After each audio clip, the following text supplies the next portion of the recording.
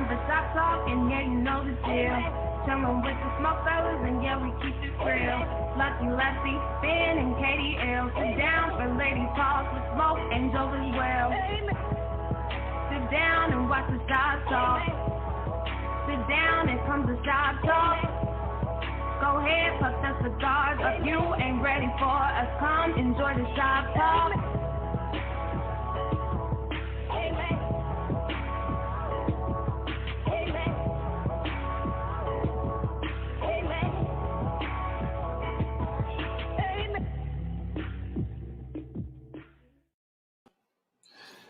Welcome.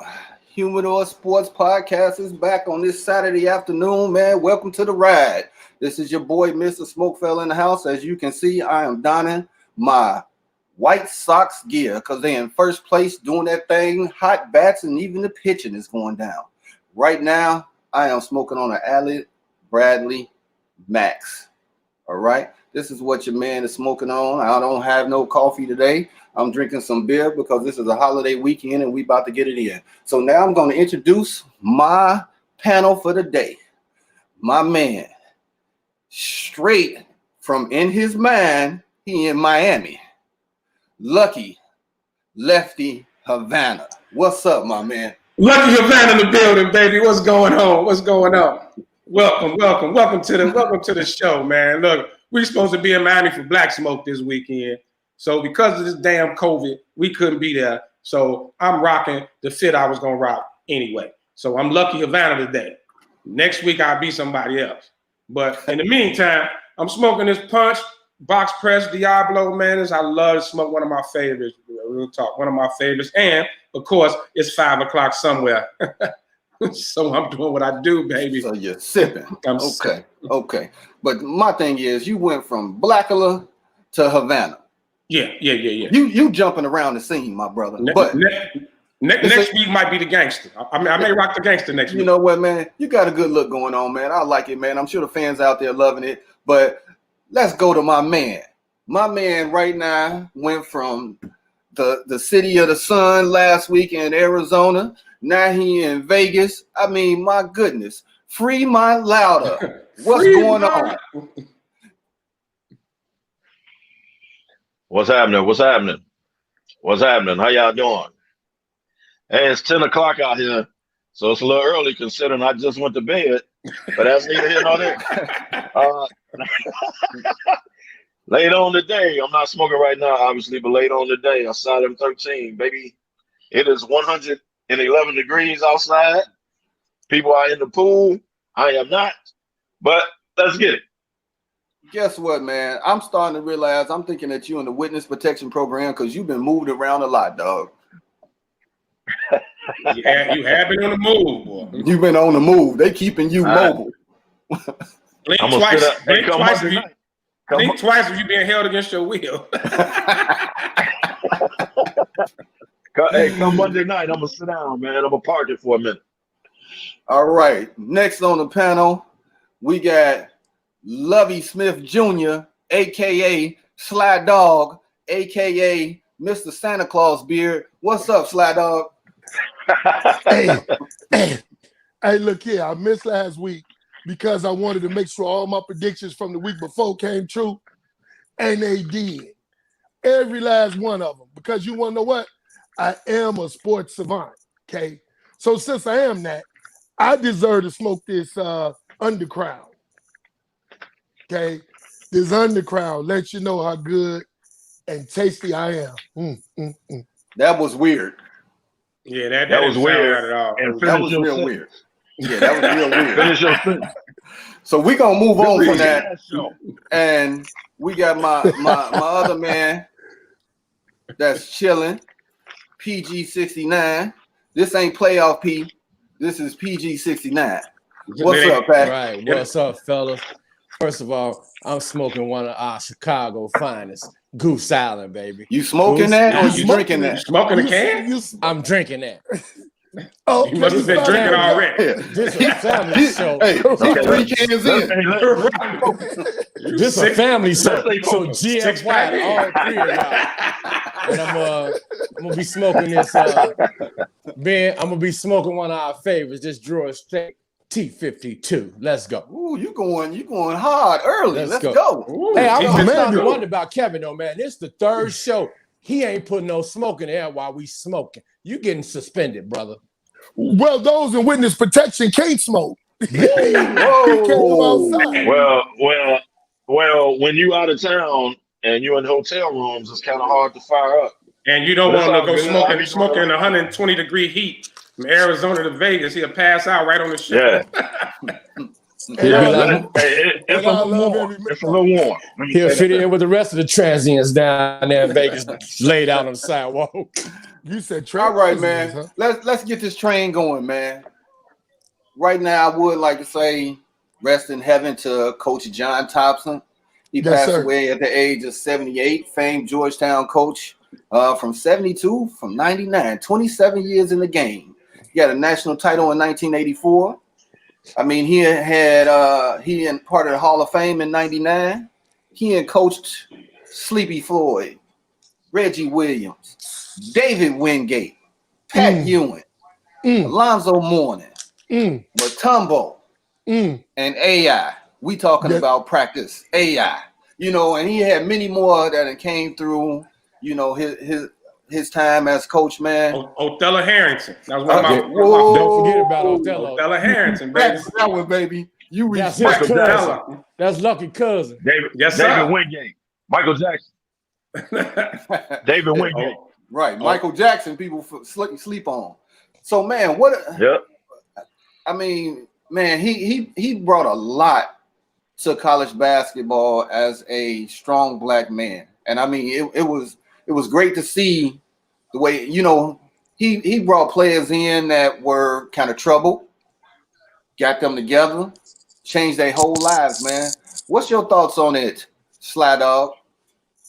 Hey, man, John Thompson, man, was one of the great legends. He was a father along with a coach.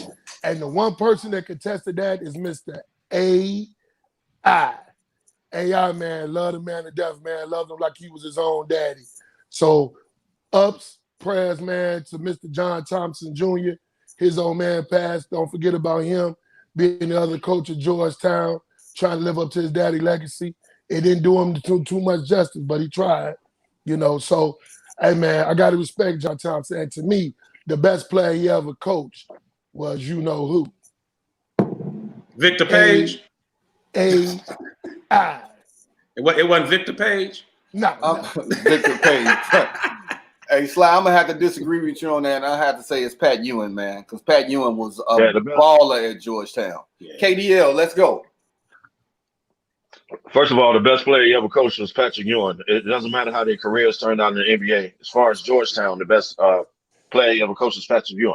But much respect, man. I give it up for John Thompson because at a time when it was unheard of to take your team off the court, talk about the NCAA protests, all that, he was doing that a long time ago.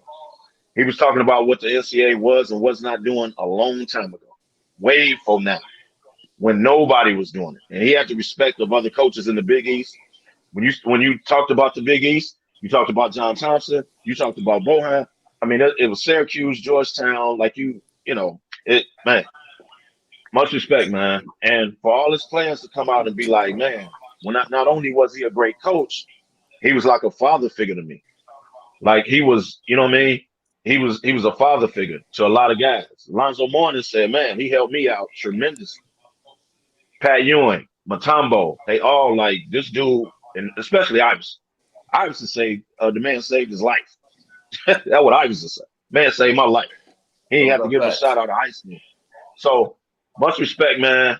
And we all, man, y'all know when we were shorties, everybody had the Hoyas on. I had a pair. Everybody had the Hoyas. Yes, sir. Everybody watched Georgetown. John Thompson was a god. Like, can you imagine playing for that dude? You had that long trench coat. But then he'll put his arm around you and love you at the same time. You know what I mean? Like but you respected him. KD, there ain't a lot of coaches like that no more. Those are all facts. Lefty, what's up, man? Give me your thoughts. Man, not too much more can be said that hasn't already been brought up. The father figure, I remember, as a shorty watching some of those legendary Georgetown, Villanova matchups. The Big East was, man, that was one of my favorite conferences. Syracuse, those are some great games. But John Thompson, father figure, made Georgetown big man U. Right. And then you had, then of course, we all know the story what he did with AI. Just, man, a stand-up dude, man. And, rest in paradise to the man, and condolences to his family. And one, he was 6'9", so. He was also Bill Russell's backup. Right. Yeah. 6'9", Boston, but when he's on the coaching sideline, he's 6'9". He tell you to do something. How many people gonna say no? Do it. You gonna do it. Pat, what's your thoughts, man? Man, like Lefty said, it's really nothing else to be said about the man as far as being a player and a coach. My thing was all those grown men got up there and gave this testament about how this man was a role model, how he was a father figure, how he helped them through troubled times. The one that got me the most, though, was Allen Iverson in his Hall of Fame speech. He said, man, my mother talked to him and she begged him to give me another chance. He said, I talked to Coach Thompson. Man, the man saved my life, and he started shedding tears. That's just a testament to what kind of dude this man was, man. Everybody. Grant Hill even talked about the man the other day. Grant Hill was like, man, we had such a great friendship. He started out in AAU. So you watch this guy, he'd have mentored you since you was 14, 15. He was a great man, and we can't do nothing but take our hats off to him. And what else? Those towels across that shoulder, baby. All right, man. Hey, man, you know what? You absolutely right. You absolutely right, PG. As far as him being 6'9", absolutely correct. Too bad you wasn't blessed with it, but hey, right on, John Thompson. You talking about Ben? Wow. Yeah. Wow. I see we back in rare form. Dang. And this train ride is going to be a fun train ride. We're gonna talk about the man. Wow. 20 minutes into the show. 20 minutes into the show and you want to get it in, guess what? Hey, did you just see that? That right there is for Sly. If he dies, he dies. Come on, man. Man, Ivan. Come on, man. So check it out, man. Boy. That photo, we gonna jump around since that my producer up, Ivan put that one at. Ivan been all these memes. Kirk Cousins, Vikings QB, on COVID. If I die, I die, and the survival of the fittest. He came out and said this to the media, and that is the most insensitive thing that you could have said during the COVID-19, with people that have contracted it, people that have passed away from it, and people that's going through it right now. I mean, come on, man. We ain't smoking ash, just so you know. Are y'all smoking to this or we ashing to this? Lefty Havana, what you got, man? Man, you gonna ash the hell out of it. First of all, that is about as dumb as his decision making on the field. So I'm really kind of not surprised. And I'm really not surprised at all that he said it. Like he's an idiot. Like you said, it was insensitive. Once again, another one of those. It ain't the right time. I don't know. We need to hire people. Send your kids to school. Tell them to be a public relations person because these athletes need help. All of them. Because that was just ridiculous, man. The hell with them. Yeah, you had like the little Drago. The Drago meme. That was correct. Yes. KDL. Nah. First of all, y'all know this was a stupid statement, to say the least. It was very insensitive about what's going on right now, and apparently he must not have had anybody in his family died because of it. That's what it sounds like to me. So what you telling me, Kirk Cousins, as your teammate is, not only do you not care about your life, you don't care about mine, because you're not taking it serious, which means you to be the guy that's going to walk around practice and go from flight to flight, they traveling without a mask on because there's no big deal to you. That's what you're telling me by saying that. Now, somebody told him to walk it back, and that was his walk back. Well, I really meant this. No, you really meant exactly what you said at first. And had nobody got in your ear, you wouldn't have walked it back. Get out of here, man. Come on, man. How many times we gotta say every week? How long have we been doing this, man? This ain't the time for either your personal thoughts or your insensitive thoughts, it just ain't the time, man. right? It just ain't the time, man. Like somebody got to be in this corner. Like, hey, what did you just say? Yeah. Like, come on, man. Somebody should have choked him up real quick. Slide. Yeah, they did. That's why he walked it back. What's your thoughts on it, man? Man, why don't y'all stop with the cancel culture, man? Please with this. Kirk Cousins, I'd have him undie from it. I'd have took what Kirk Cousins said as being insensitive. I think he meant it more to whereas I want to play. If something happens, it happens. Y'all done went all the way with this cancel culture, which is, I guess, new for everybody to do. Stop, man. I didn't take it like that. I'm tired of everybody going off the rails. Sometimes somebody say something, then they got to come back and try to explain what it means. The man's an athlete. He was talking about on the field. Quit with the cancel culture, man. Let's move on. Slide, the man said survival of the fittest. Right. Man, man. And stop with the cancel survival culture, of the fittest, though? Survival of the fittest, dog. I'm not taking what he's saying and saying that if people die, okay, so what? I don't care about them. I didn't take it like that.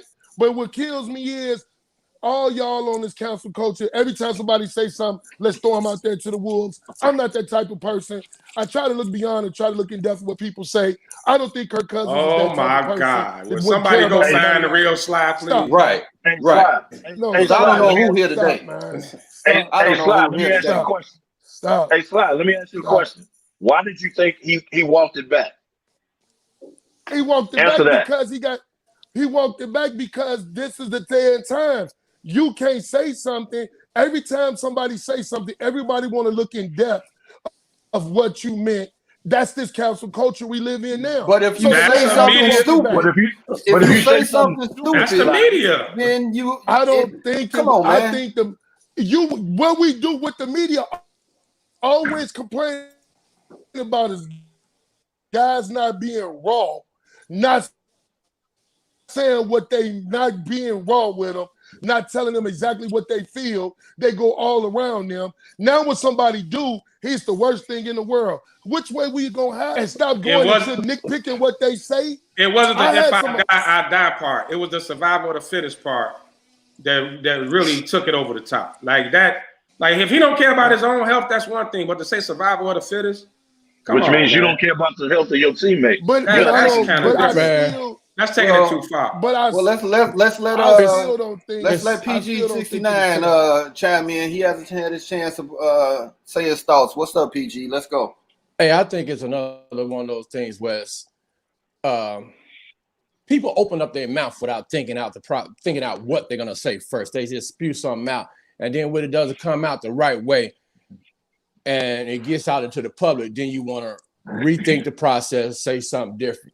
Now, when they was talking about him, he was saying that he meant it from his own religion belief. You know what I'm saying? That he believes in God, that he's going to be okay, and he's not worried about it. If anything's happened to him, he's made his peace, and he's okay. If he dies, he's okay. He's made his peace. But at the same time, when you got almost 200,000 Americans in this country who died from the COVID-19, for you to say the survival of the fittest, I don't care what Slide say.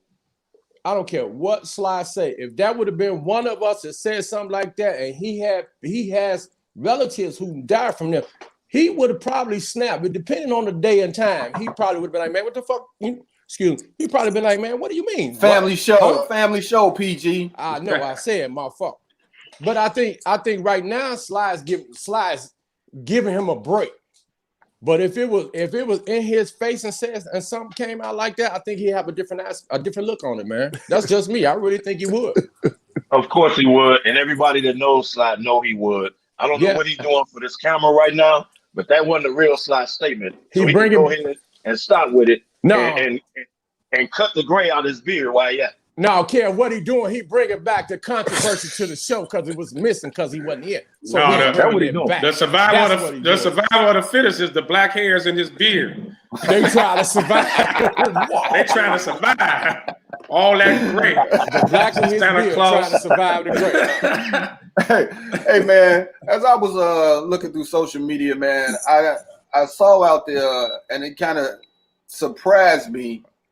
Dancing with the Stars will have Charles Oakley this year as a contestant. Are y'all gonna smoke to this or ash to it? Because I think it's an image booster after he choked up James Dolan. You know what I'm saying? So I say Charles Oakley will last 2 weeks only, and I'm gonna ash to this one because I think he got dance moves and knees like Sly. So he is the new master. PG. Charles You smoking or ashing to that? I'm ashing. Charles Oakley is gonna be just like Percy Miller when he went on there with those big old shoes. The worst ever. As soon as they vote, oh my say, God, the worst, Oak, man. But you know what? He might last because what happens is they might flash back at what he did to Jim Dolan, and they might get scared. He gonna choke them up. They might let him go to the end and give him the ball. Oh no. Lefty, what you got, man? You smoking? Man, you know what? I'm gonna smoke to it, man. Do your thing, Big Oak. Get on there and get your sauce on. It's gonna look weird seeing that you 6'9", trying to salsa dance and all that. But man, I'm smoking to it. Do your thing, Oak. Go ahead, baby. I just want to see him toss one of them little girls around that's only 5'2". He gonna toss them to the ceiling. KDL, you smoking or ashing, man? Y'all know I love Oak, man, but I'm gonna ask to this. Charles, what are you doing, man? What are you doing, man? Now, you was the last time we seen you was being dragged out of Madison Square Garden, falling. So, come on, man. Now you gonna go out here and dance? Come on, man. Hey, I love you, man. Kev, you forgot to say it was about 8 to 10 dudes dragging him out. Yeah, well, that's true. That's true. And luckily he wasn't around. They still was having a hard time. Sly, you smoking or you ashing? So wait a minute. Am I supposed here we go. Am I supposed to expect from him Emmitt Smith or Percy Miller? Will you stop? He's more like Percy Miller. That's a bodybuilder putting on some slides. I shit to it. He's gonna look terrible. He's gonna look terrible. How y'all gonna give my man Oak a chance, man? Man, come on. Shot, man. I love Oak, man, but this gonna be gone. Oak gonna be gone before the first episode ends. Hey, he didn't have great footwork when he was in the paint. What makes you think now that he's older, his footwork gonna be any better? Exactly. Y'all watch Big Oak gonna shock y'all. Big Oak gonna shock the world, baby. Let's go, Oak. Show dance on, baby. Right. Hey, Big I'll Oak, go watch it though. Check, baby, get that check. All right, man. Next up, smoking ash, the gambler. When I say the gambler, I'm talking about. Bro? I'm calling MJ. The gambler. God no.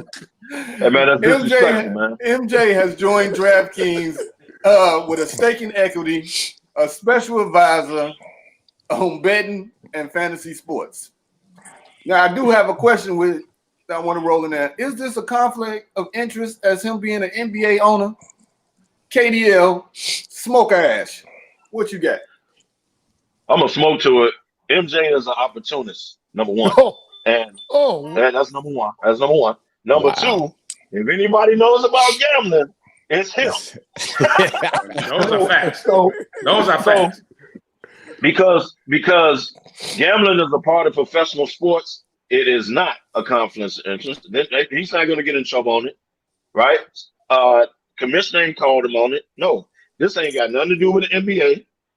He's not doing it. He got stock in it. Like you know what I mean? Like hey man, it's business.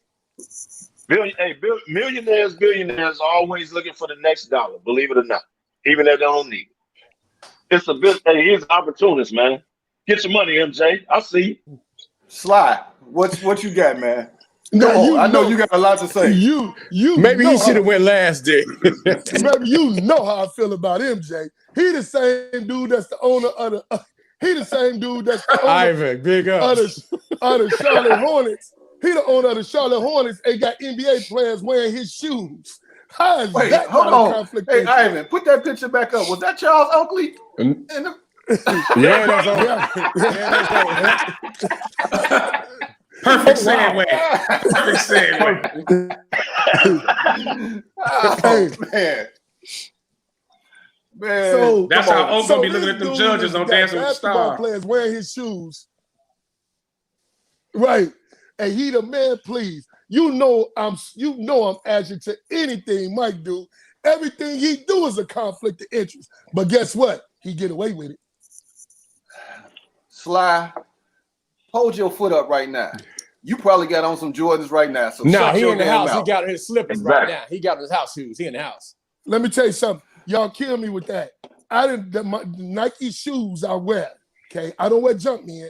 I wear Nike shoes, Jordans, which makes Air Jordans. Jordans. It's a difference. Lefty, what's your They're thoughts Jordans. on this, man? You smoking or ashing? Gambling is legal. First of all, Sly probably got on them flip flops with the fur on top of them, the thought flops. Oh Like my God!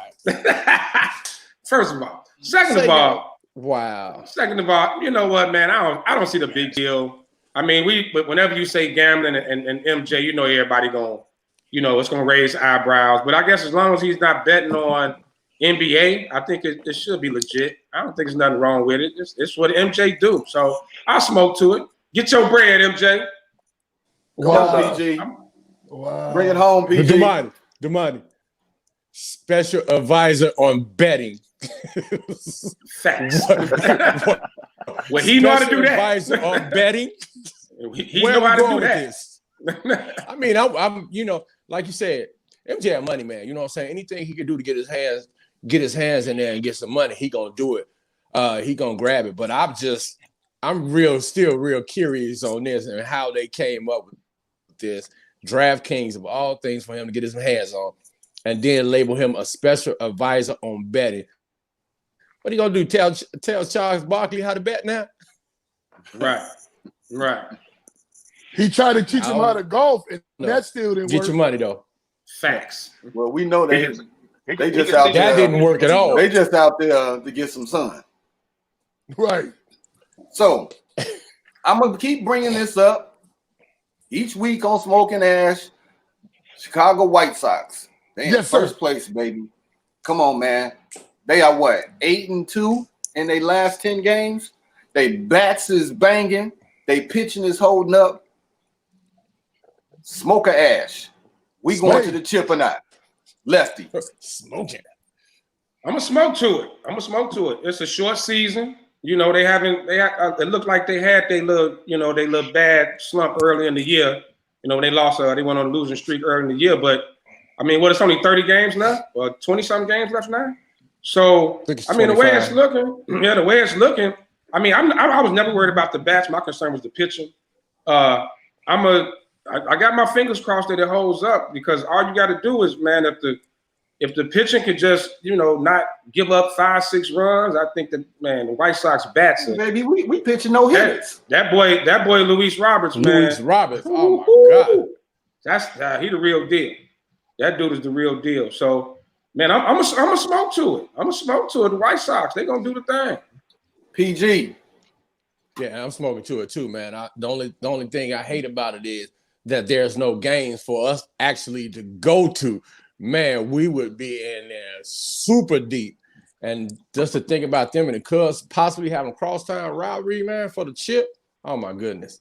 Yeah, I'm riding. I'm riding them like always. South side. Good men wear black. Sly, what's going on? Hey, look here. Maya, I heard her the other day. Great on the White Sox. She got the Cubs fans. Threw them to the wolves. I respect that. The White Sox. I'm a White Sox real fan. I'm gonna be real calm on my team. They don't have Michael Kopech, which hurt them. Okay, they got Lopez pitching. He ain't won a game yet. He in the starting rotation. That's gonna be an issue. Another issue is Luis Roberts is one of the best hitters in baseball. But guess what? He can't hit nothing off speed. If you throw him a fastball, he gonna kill it. Anything off speed, he not gonna hit it. Another thing is, I still hate Kenny Washington for trading Fernando Tatis to San Diego. If we had him, the lineup would be unstoppable. That boy is a truth. But I'm gonna say they're gonna go to the playoffs. We cannot beat Minnesota still. That's a killer. So Minnesota always got our number, man. I'm gonna temper my expectations, but I can tell you this: 2021, you better watch out.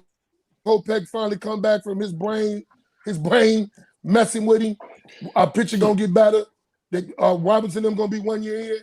I'm down. Fernando Tatis, Kenny Williams, I still hate you for that. All right, Kevin. I saw you raising your hand. That's why I saved you for last. I got two things to say. Hey, thanks, Ivan. I got two things to say.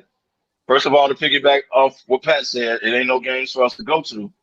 Typical Chicago fans only show up when they winning. Because other than that, the White Sox stadium is empty. But that's neither here nor there. Wow. Y'all ready for a confession? Maya, if you are watching, I am in Las Vegas, Nevada. I did a sports bet yesterday and lost. But I tried to do a bet. First of all, I'm smoking to this, first off, because I told y'all the Sox was going to be good. But I tried to bet on the Sox winning the division yesterday in the sports book. They wouldn't let me. You can only bet they win the pennant, which means they win the American League, or they win the World Series. Those are the two bets, and I didn't take them. I tried to bet they were going to win the division. Pretty soon that's going to come out. I'm going to try to do it before I leave. But to show y'all how much confidence I got, and I'm not a baseball dude, y'all know this, I'm going to bet that the Sox win the pennant, which means the American League. I'm going to go make that bet today. I'm going to show y'all the ticket. I'm going to show y'all the ticket when I do it. And You're if you smart win, man, Kevin. if you win, drinks on you. Not right? really. I tried to do you're the smart. division, man. They wouldn't You're let me a do smart the man, Kevin. I tried to do the division, though. They wouldn't let me do the division. See, the pennant of the World Series. I'm going to do the pennant. You're a smart show man, y'all the Kevin. You're a smart man, Kevin. You really are. Well, not So really. I'm gonna continue to rewind, and we're gonna go back to last show. Clipper Bad Boys. Marcus Morris. He gave a hard foul on Luka in Game 6. Matter of fact, he gave him a show enough. I got something real for your ass in these hands. Karate chop. 2 of them. He got fined. Right. He hit him twice. Like boom, boom. He got fined $35K for that. So I'm gonna ask you again. Out of Clippers, your new age. Remember I said new age bad boys. Smoker Ash, Lefty. Ash the hell out of that. No. We know Marcus Morris is a thug. You know he about that life. But the rest of them, really, Lou Williams, thug. Only thing thug about Kawhi is his braids. Oh well. Zubac, really? Come on, man. And Harrell, he just looked tough. Another one with braids, with them long dreads, but that was nothing to say that, those guys are the bad boys, man. Like, you talking about Mahorn, Lambeer, Rodman, like, these was goons out there. Hey, Pat Beverly looked like he'll steal your car from you. Well, that's about it. Will. That's about all the things like it. Well, he will, actually. And Pat Beverly is gone. We know. I think a lot of them are just mouth, man. Like, a lot of these players today, I don't think nobody could ever compare to the bad boys. I'm not giving nobody that title. PG.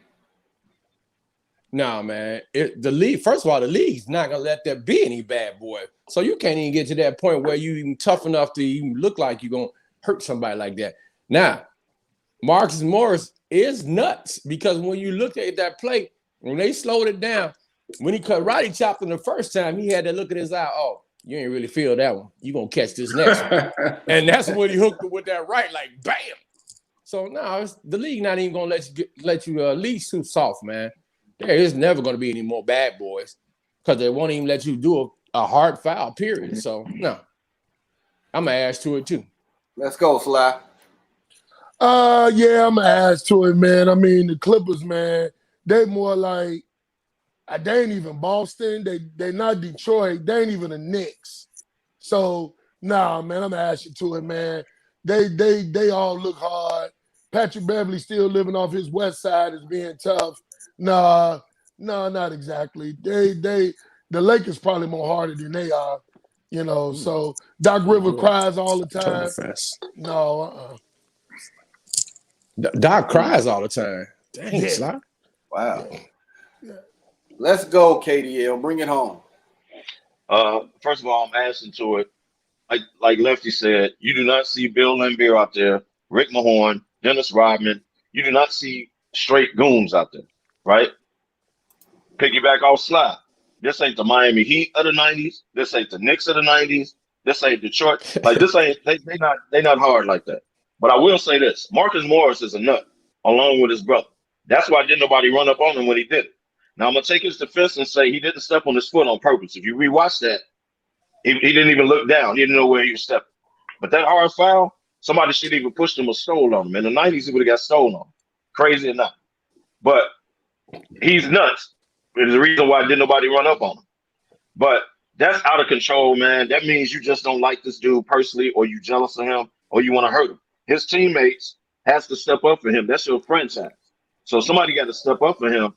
Push the dude, do something. That's your franchise. But the problem when Porzingis did it, though, he got kicked out the damn game. Yeah. Game one when Porzingis stepped up for him. Yeah, that's true. That's true. He did. I'll take it back. He did. That's true. Somebody got it.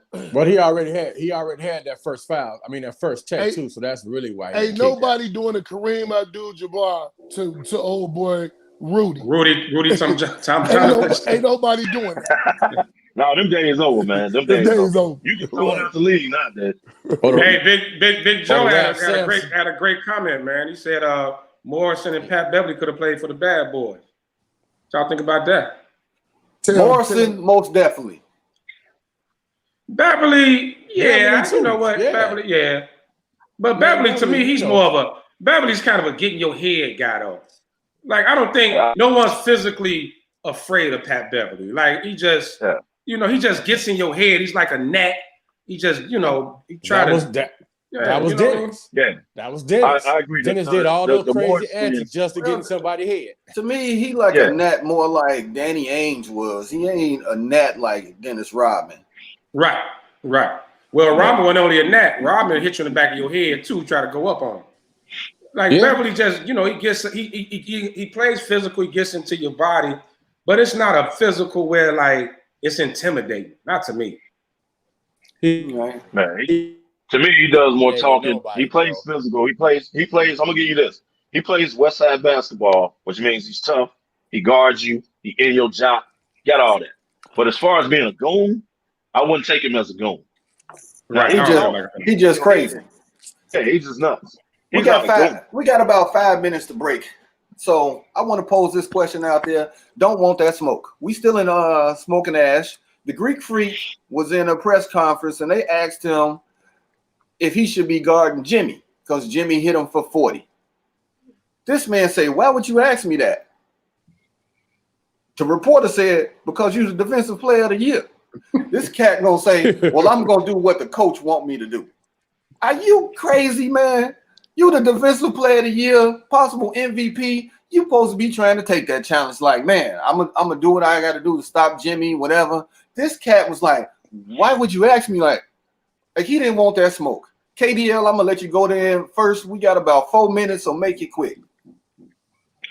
I'm gonna smoke to it because, first of all, you're the defensive player of the year, which lets me further know Anthony Davis should have been defensive player of the year, but that's neither here nor there. First of all, you shouldn't even been shocked on the question. Did you see Donovan Mitchell step up and take Murray? Did you see Murray step up and take Donovan Mitchell? Like they was going back and forth. No, I got him. Jimmy Butler would have said, I got him, right? Everybody get out the way. I got him. Even if it didn't work. You were shocked at the question. You're the defensive player of the year. Dude, Jimmy would have took him. Right. If he was going crazy. Come on, man. That lets me further know AD should have been defensive player of the year. It ain't even in the mentality. Lefty, smoke or ash?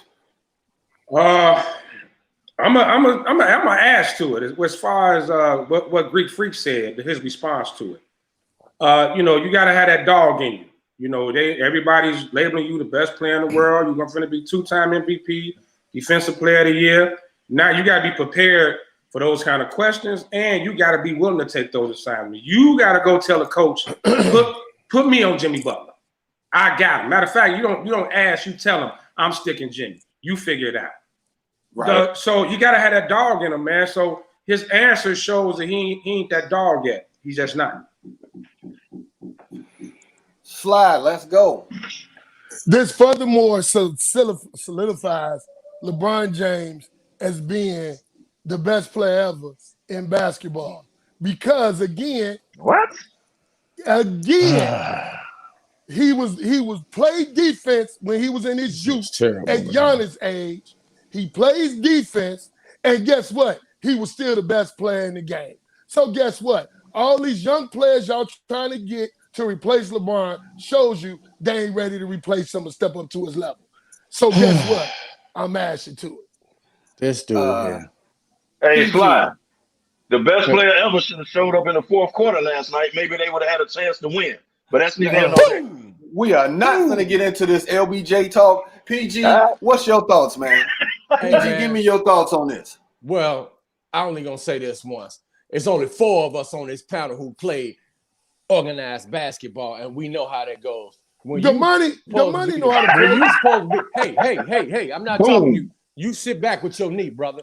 We already know how that goes. If you the defensive man, you the man on that team, you always step to that dude that's scoring like, you know what, dude, he killing you. Let's switch. I got him. You know what I'm saying? I'm finna lock him down. He's defensive player of the year. That should have been nobody's assignment except for his. Like Kevin said, he's supposed to go to the coach and say, hey, figure it out. I got him. You know what I'm saying? I got him. And then if somebody else start going off, you know what? Man, I'm finna get him now because he going crazy. Whoever doing the scoring, you supposed to be on that man. You supposed to be shut down, locked down. Yeah, it was only 4 of us played organized basketball. Damani tried. So watch your mouth.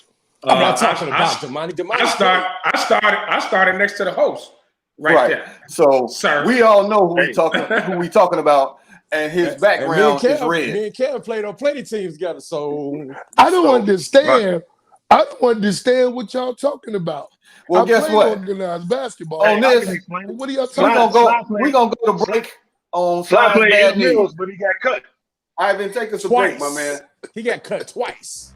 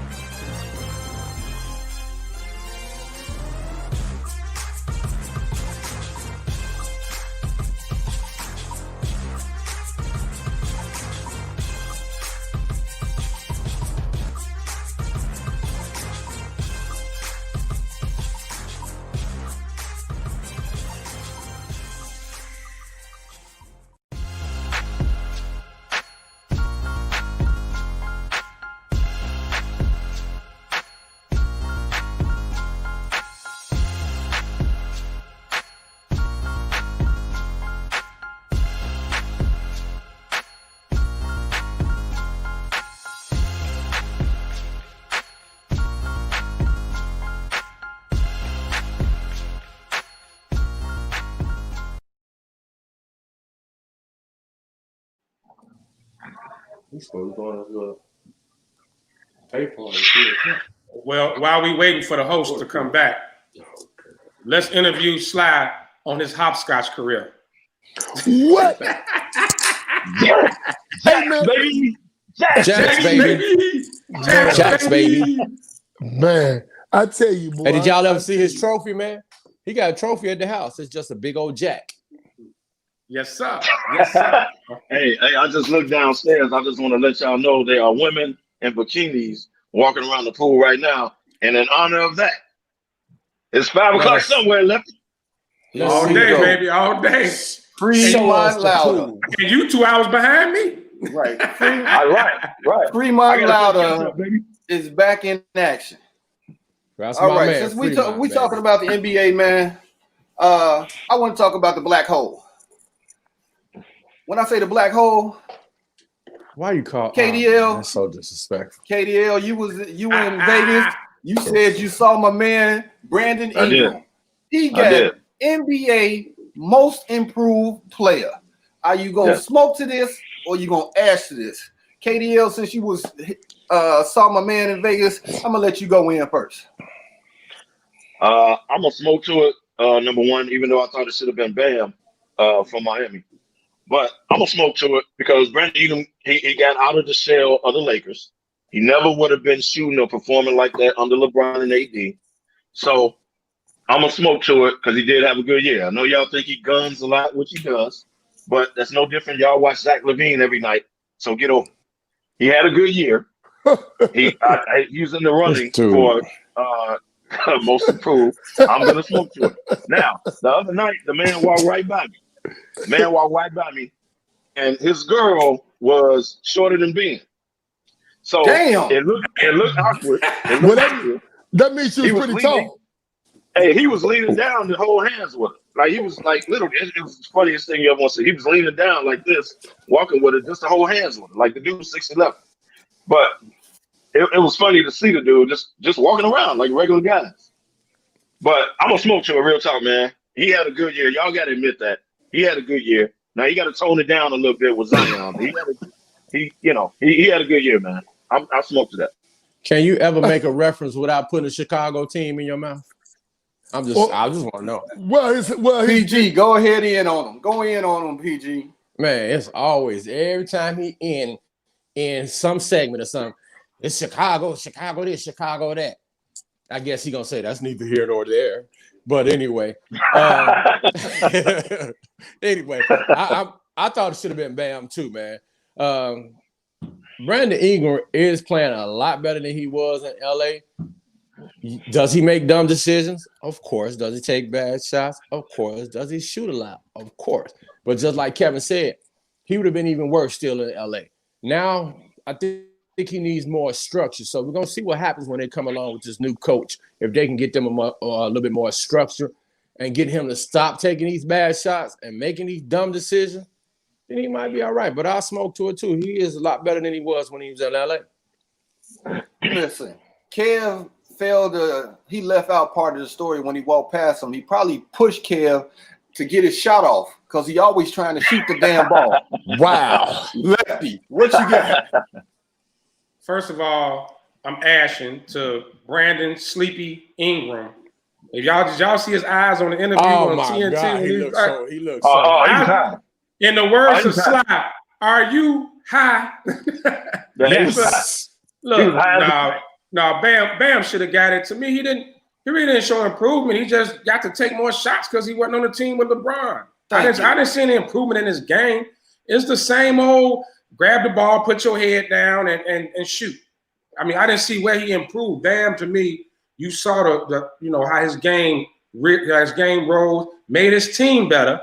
And my question is this: Did they take the 8 games in the bubble into consideration with these awards? Because good point. New Orleans didn't win a game, not one game in the bubble.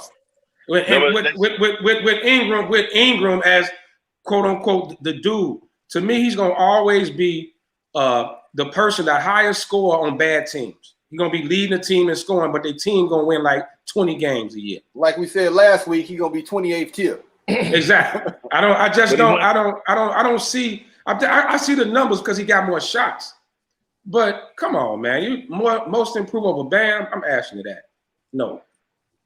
Sly Dog, you can frame it all up for us. Let's go. Here you go. Well, I'm gonna frame it all up for you because first of all, only reason why y'all keep hollering Bam because he was on a winning team.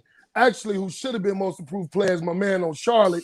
I can't think of his name. He's averaging 18 and 7 assists. See, basketball historian.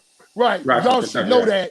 Y'all should know that, but y'all only go with the right. Y'all always go with the ride or die. Everybody is front running because that's what y'all do on this panel. But anyway, I'm ashing to it.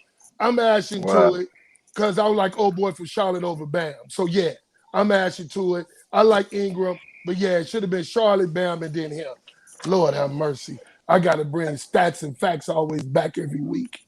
Hey man, somebody mute him. Well, first of all, you didn't even know the dude's name. Old boy from I just forgot it. so that's you terrible for that. Let's start there. Let's start there. Sly, I'm gonna say this, man. That red background makes your white beard just blossom. It pops. I just want to ash his beard so bad. Like I just want to stick out his beard so bad. All right, man. Question for you. Last one on Smoking Ash. Franchise or above average player? Russell Westbrook. Knowing the player that he is, would you draft or trade for him as a GM? Smoker Ash and your thoughts. PG. You know what, man? You know, I used to love Russell Westbrook because I thought he was a dog. Anytime he stepped in that court, didn't matter who he was going at you. And I was hoping that his game would have elevated to a different degree and he'd been more rounded, but it has not happened.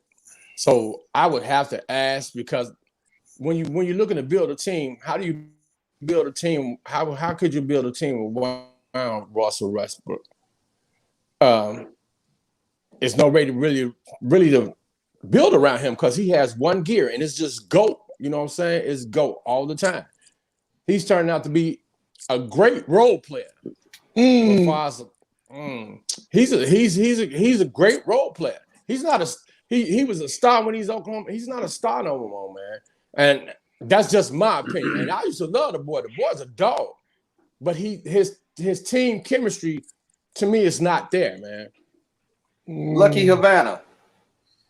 I'm a little torn, but I'm gonna lean more towards he could be a franchise player, say on a team like the Bulls, the Knicks, the Hornets. I mean, if you want to put fans in the stands, he's an exciting player. He does have one gear. And, you know, the OKC team wasn't, you know, they weren't horrible when he was there after KD left. But I'm not gonna go as far as PG and say he's a role player. Like Russ still get his. I don't like the situation in Houston for him. I think him playing next to Harden it's not a good look to me at all. But Russ, like I'm telling you, on a bad team, you know, who need a franchise type player to fill the stands, to get people kind of more interested in them, I'll take Russ. So real quick. So when you say that, if you're just looking to fill stands, are you looking to fill stands or are you looking for a leader to lead your team? So there's a difference right there. Okay, he let that OKC team to the playoffs. They wasn't bums. He got everybody else traded out of there too. Well, yeah, I mean they just wasn't no championship caliber team. But I mean, he's talking about franchise player. Every franchise player ain't gonna win a championship. I don't see him ever winning no title. Got something to say over there. He keep going. Well, I'm gonna go to this 13-year-old girl over here that's huffing and puffing like she in the back of the class, ready to go to lunch and jump double Dutch. Slide. What you got? That's why I want to ash his beard so bad. Well, first of all, as usual, PG is that's what he is. He's the Paul George, who's absolutely nobody but a second person role player. But look, wow. Russell Westbrook, it all depends if you're a GM and what you're looking for. I mean, you know, Russell Westbrook to me, man, can still lead a franchise. I mean, his jump shot ain't never got no better. I can agree with that. But for me, he is an MVP, and he did lead the league in triple doubles 2 years consecutively. So PG, do what you do, man. You know, be down there in the bubble, man. Be at the strip club, talk about other people's exes, and move on from it. Damn. I'm gonna have to go to the strip club. Am I the target of your aggression today? Damn. Damn. Am I KDL, man. Eat chicken wings with Lou Will. Hey, Cam. Come on, Cam.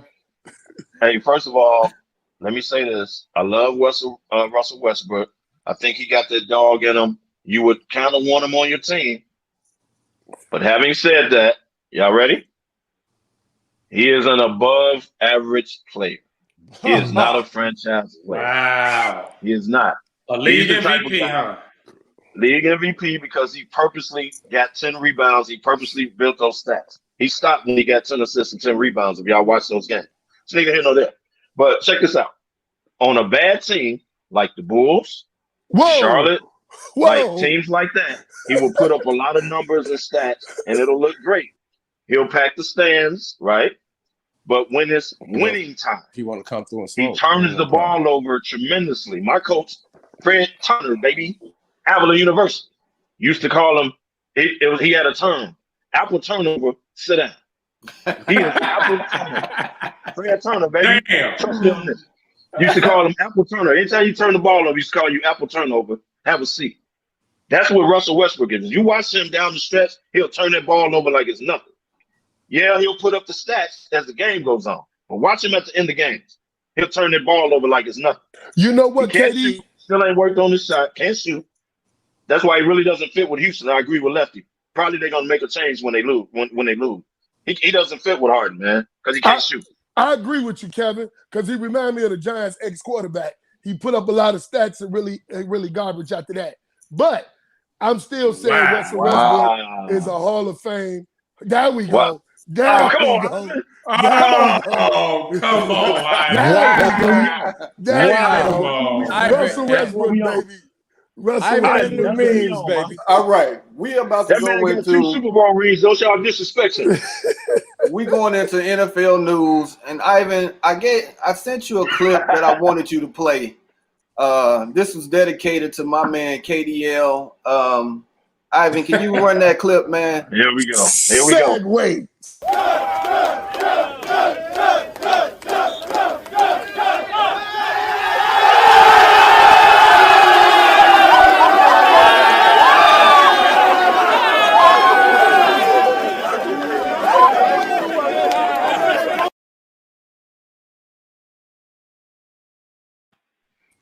That's what New York Giants practice look like.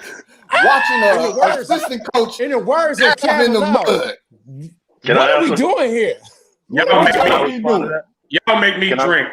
Hey, Can I respond to that? hey, no, you Can I can't. respond to that? You will respond You to gotta let that. me respect my team. You gotta let me Savannah, respond. please talk on this, man. This You is what gotta they let me do in practice. respond. That's my team, man. You will go last, my son. Let's go, Lefty. Man. It ain't too many times I'm speechless, but this is one of them. I don't know what to say. What are they practicing for? Fumbles?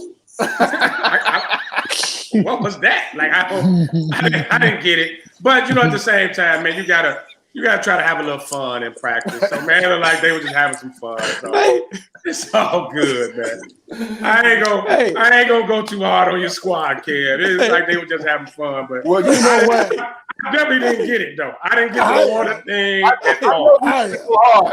Slide up. Let's go. I don't know if that's an NFL team or a rugby girls team. That looks absolutely pathetic. That is pathetic. The New York Giants are pathetic. That is pathetic. That is the worst display of practice football I have ever seen. That was just absolutely pathetic. But they're the New York Giants. What you expect? The ace quarterback led the league in turnovers. Oh, I'm sorry. They call them interceptions. Okay. Hey, look, they went and hired a coach called, what's his name? Joe Judge? Pathetic.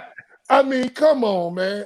The New York Giants is pathetic. Bears 48, Giants 0, week 2. Let's go, PG. I thought I was watching the episode. I thought I was watching the episode of the game. PG, So let's go. I for a minute I thought Odell Beckham came back. What are we talking about? We talk about a dude. We talk about the same team who had a dude come up out of a hot tub with another dude, and now they out there playing slip and slide mud practice. What are we doing here, Kev? Oh, well, wait. As Kevin would say, that's neither here nor there. I don't know what was going on in that practice that day. Were they drinking? So, Kev, now you can respond, Kev. Let's go. First of all, Ben, I like how every week you throw something in on the Giants to clown me. This will not stop me from talking about the Bears. You're only making it worse. That's number one. Number two, that is a new coach getting with his team, letting them know he's a team guy. Y'all can trust me. I got y'all back. That mud wrestling? That is all. No, he jumped on the ball, dog. That's what he did. It's Mud a drill. wrestling. Y'all don't know nothing. But teams do drills, man. It's y'all don't know nothing about. So what it was a new coach. Then they sprinkled them with Getting water. to know his players. Yeah, I don't know what that was about. I can't defend that.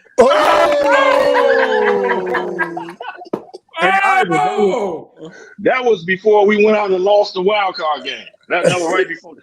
But hey, listen. Hey, did Odell Beckham have fur in his boots? I'm tired of y'all. On a yacht. Hey, Yes, On sir. a yacht. that's all right. That's all right.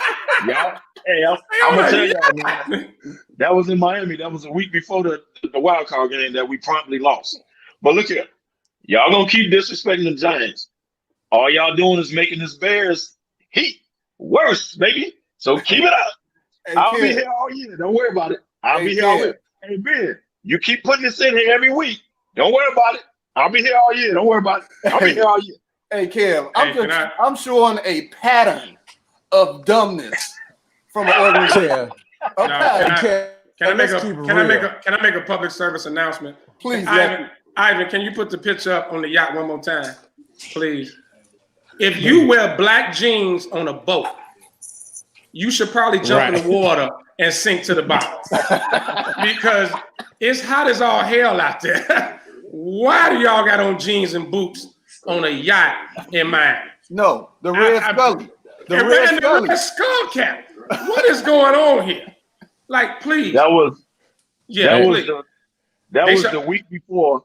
That was the week before Victor Cruz played his last game as a Giant, by the way. Yeah, they should all put rocks in their pocket and jump in the water. Kev, let's keep it real. And go if to the it light. Been any of our Chicago teams that did any of those suspicious acts that your teams did, you'd be all That's an old picture, though, kid. That's an old picture, though. Hey, that was a couple years ago, man. Oh, but it was He funny was as sitting at hell. the front of the boat with his head like this. Hey, Kev. I don't understand it. I don't understand You know the we black gonna jeans. come out. You down Chicago 24/7. So you know we gonna come at you. So All day guess long. what? Don't worry about it. Guess All what? good. We It's here all all good. year. I'll be here all year. We here all year. I'm here too, We baby. got more. Don't worry And about it. you from I got Harvey. You from Harvey. We neighbors. Like, how you hate Chicago? Right. I don't hate Come Chicago, on. man. I just tell the truth like Jay Mariotti, baby. Oh, my God. That's You my mean- man. You mean a fired Chicago Sun-Times reporter? Well, Jay Mariotti wait. could have joined them on that boat with rocks in his pocket and jumped off, too. Hey, How wait. about Hey, that? Joe said, Joe said, Mariotti, dude man, on he's the, just doing his job. Joe Big said, Joe dude on the said- boat had a flannel shirt around his waist. In Miami. Was it hot or cold outside? Fur boots, black jeans, no shirt. What was the temperature? I'm so confused. Right. Well, if you look real close, there's a lady in the background. She has on a bikini, so that tells you what. Right. Right. Oh, my God. All right, man. We had our giggles on Kev right now because he crying right now. He crying over That there. was hilarious. Ben, hey Ben, your brother said, ain't no way I'm taking my shirts off around my boys like that. So football news, man. Well, let's get off into it. Deshaun Watson, 156 million extension, man, where nearly 111 million is guaranteed for 4 years. That's, if you break it down, that's 39 million base per year, making him the highest paid football player in the league. Let's talk about it. Sly Dog, what's your thoughts on this, man? Let's go.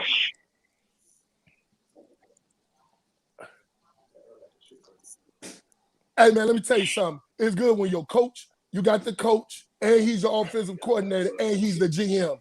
Absolutely beautiful.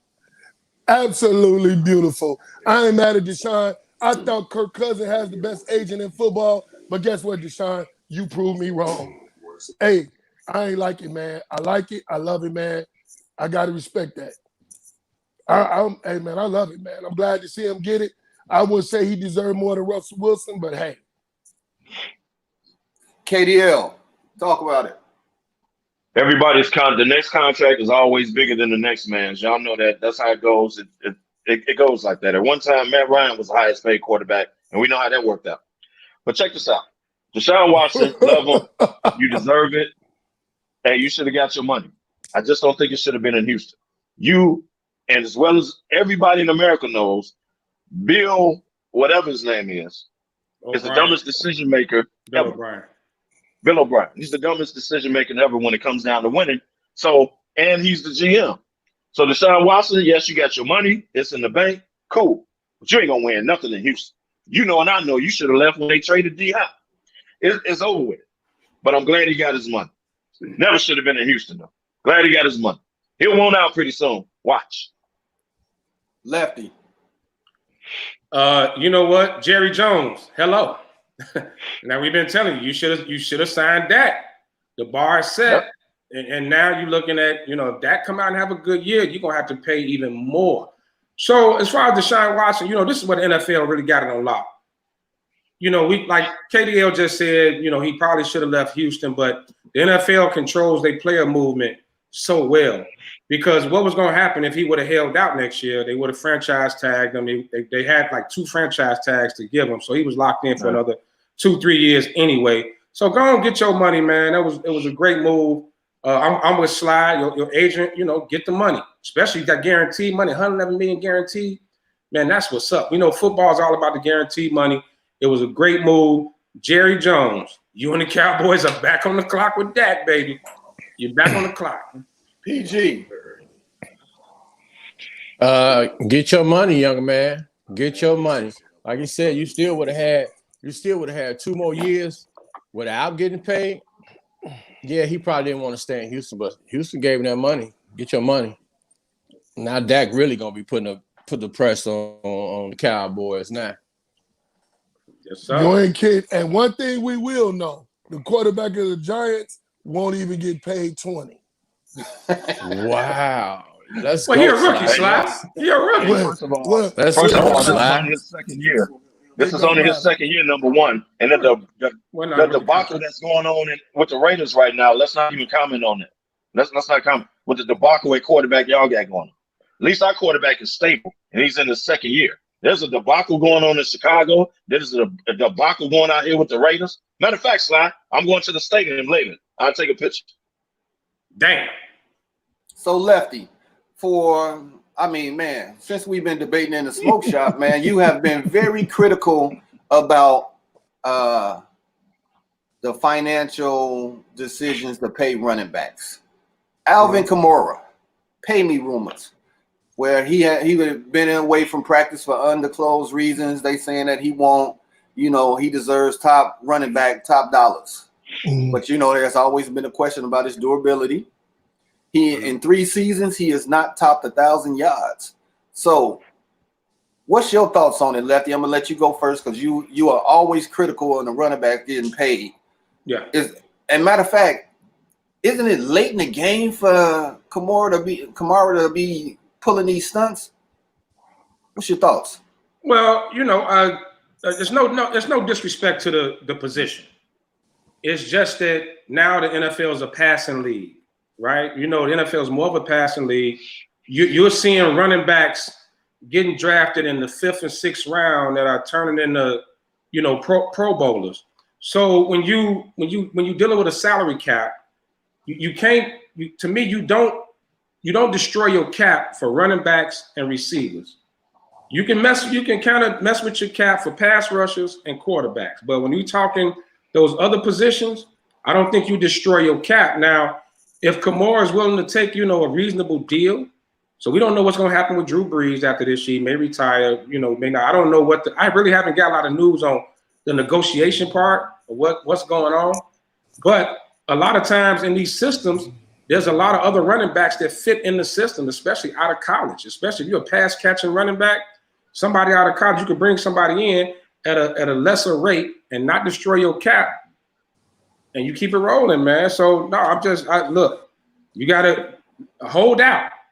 I mean, if I'm the Saints, I'm holding out. Just like the Cowboys should have did. I didn't agree with them paying Zeke. I wouldn't have paid Zeke. We saw what happened with the Rams. They got burnt with Gurley. You paid him 2 years too early, and now he had an arthritic knee. Now he gone. And you destroyed your cap. Your Super Bowl window was short. It closed up. Come on now. I wouldn't pay him. I wouldn't pay him nothing ridiculous. Nothing ridiculous. I'll pay him reasonably. But nothing ridiculous. And you know what's ridiculous? That hat. First of all, it ain't no way Alvin Kamara deserves to get paid 1,000 yards rushing, 1,000 yards receiving. That's like saying you ain't gonna pay Christian McCaffrey.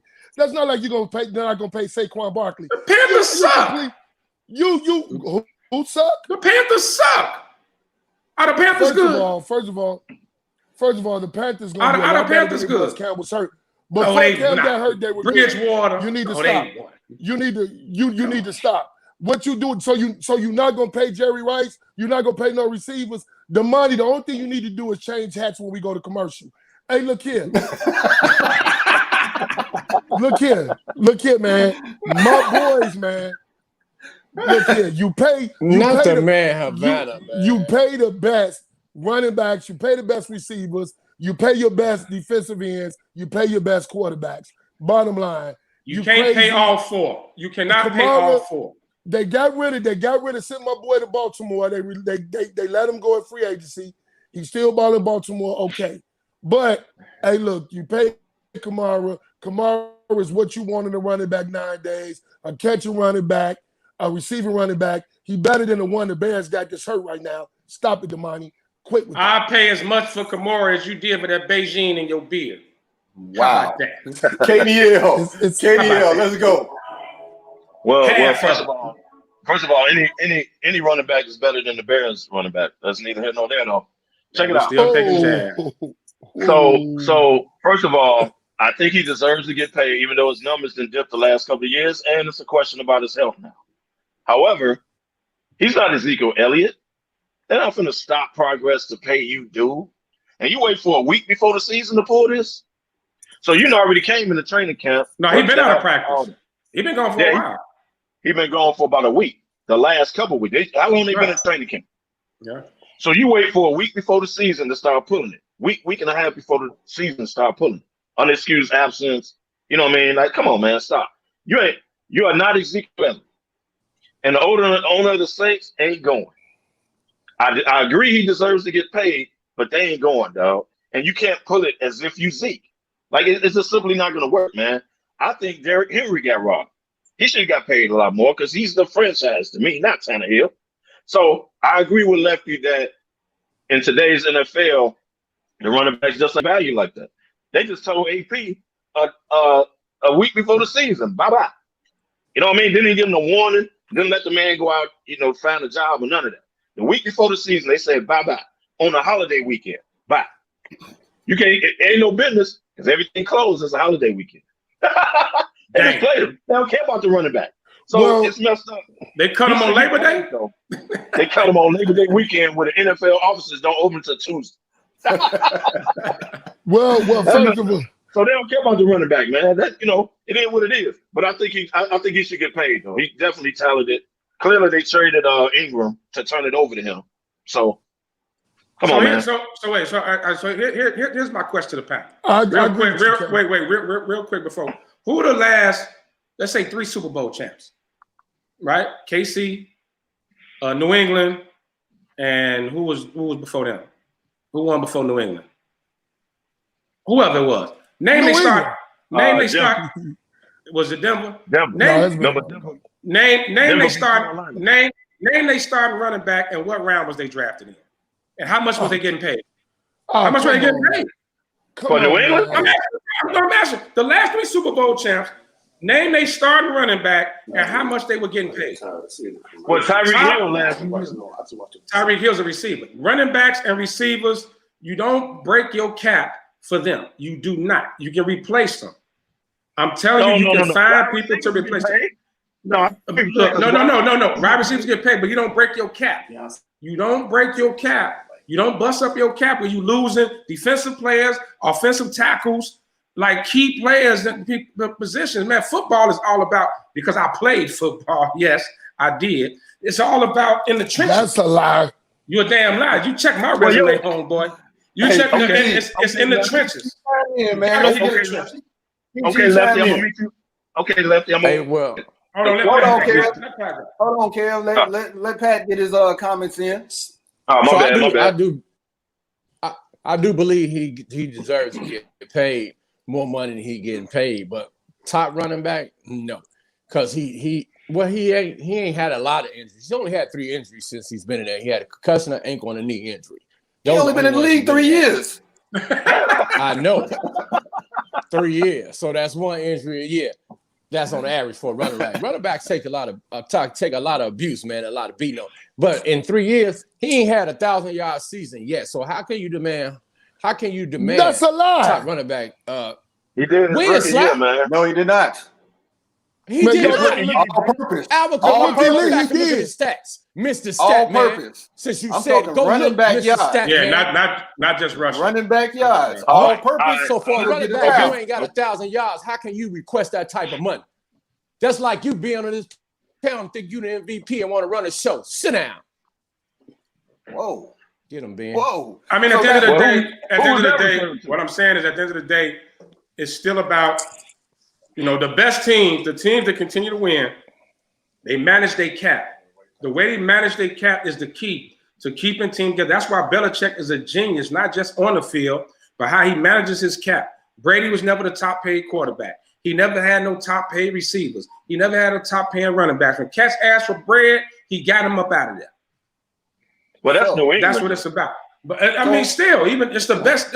That's what holds it with your salary cap. When the Seahawks was winning, it's because most of them cats was on rookie deals. They didn't break their cap. They didn't break their cap. Sorry, Emmitt Smith. Let Damani tell it. You should have got paid after winning 2 Super Bowls and winning the third one when you got paid.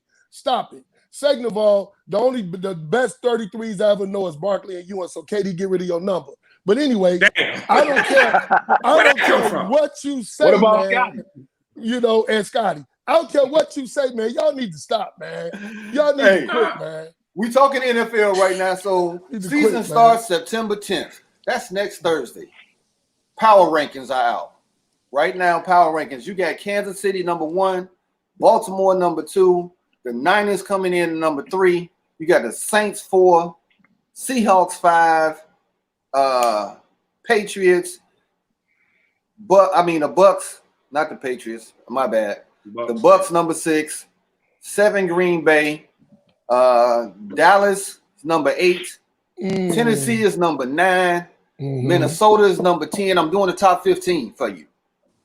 11 is Buffalo, 12 is the Eagles, 13 is Pittsburgh, 14 is the Colts, and 15 is New England. Coming in at number 22, you got the Chicago Bears, and coming in at 29, you got them whack-ass Giants. No, 24, 24. Says 24 number 1. And if No, they're 22 and 24, you're in the and same boat. So who the hell is whack? So they both whack. So let's start there. So how do y'all feel about these rankings, though? How do you feel about these rankings? Who's number? Can I go first? Go right Can I ahead go first? since you out there. I think that the 49ers should be ranked above the Ravens. I think the Ravens should be ranked above, which they probably are, above the Saints. Seahawks is right there. But I'm going to tell you, the Bucs is picking up everybody in America. Like, they stockpiling talent. Like, they going by the end of the year, the Bucs going to be balling. It probably won't work out at first because it's team chemistry. They ain't had a preseason game. But by the end of the year, dude, they're going to get better because they adding everybody and their mama. Like, if you get cut right now, you going to the Bucs. If you're a free agent coming off your couch, you going to the Bucs.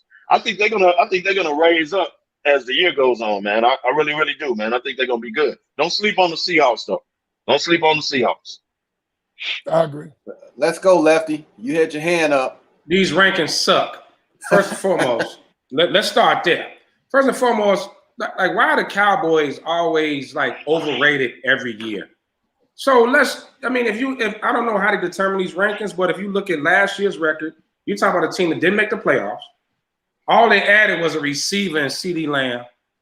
Like, they didn't pick up no big name free agents. They cut Clinton Dix, was supposed to be one of their big pickups. They lost Robert Quinn. How are they number 8?